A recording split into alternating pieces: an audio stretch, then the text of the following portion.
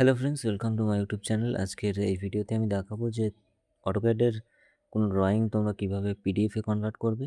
তো দেখো, এখানে আমার একটা বিল্ডিংয়ের ফ্রন্ট এলিভেশন আছে, এটাকে আমি একজনকে সেন্ড করব, তার জন্য তাকে পিডিএফে সেন্ড করতে হবে।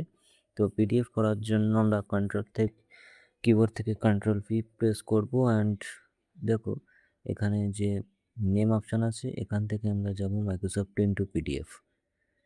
ঠিক আছে, তো এবার এখান থেকে আমরা পেজ সিলেক্ট করব। যদি মনে করো A4 A2 এইগুলো পেজ তোমরা আছে, আর যদি মনে করো অন্য কোনো পেজ সিলেক্ট করতে হবে তো সেক্ষেত্রে DWG টু পিডিএফও করতে পারো। এখানে দেখবে যে আরও এক্সট্রা অনেক পেজ আছে। তো এখান থেকেই আমরা A4 সিলেক্ট করলাম অ্যান্ড দেন এখান থেকে উইন্ডো। তো যেহেতু এই ড্রয়িংটা নেব তো আমাকে এই প্রো ড্রয়িংটা সিলেক্ট করতে হবে।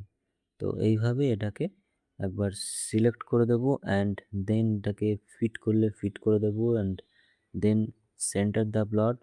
এবং এখান থেকে দেখো এটাকে পোর্ট্রেট নাকি ল্যান্ডস্কেপ করবে সেটা দেখে নেবে অ্যান্ড দেন আমরা প্রিভিউ করব। তো প্রিভিউ করলে দেখবে যে এরকম একটা দেখা যাচ্ছে। তো এটাকেই আমরা আবার প্রিন্ট এই অপশানটাতে ক্লিক করব অ্যান্ড দেন মনে করো ডেস্কটপে প্রিন্ট করতে চাইছি। তো এখান থেকে আমি ধরো একটা নাম দিয়ে দিলাম 1, দেন সেভ করে দিলাম। তো এটাকে মিনিমাইজ করে দেবো অ্যান্ড দেখবো যে আমাদের যেহেতু অটো ওপেন আছে তো এটা ওপেন হয়েছে, পিডিএফ হয়ে গেছে। ঠিক আছে, আমি তোমাদের ডেস্কটপ থেকে দেখাচ্ছি। তো এটা যখনই ক্লোজ করব দেখবো যে ডেস্কটপের এখানে আমার একটা এই যে একটা ফাইল অ্যাড হয়েছে। তো এটাকে ওপেন করে দেখাচ্ছি, এই যে আমাদের ড্রয়িংটা। ঠিক আছে, তো এইভাবে তোমরা এটাকে পিডিএফ কনভার্ট করতে পারবে এবং যে কারোর কাছে এটাকে সেন্ড করতে পারবে। তো এটাই ছিল আজকের ভিডিও, যে কীভাবে তোমরা পিডিএফ করবে।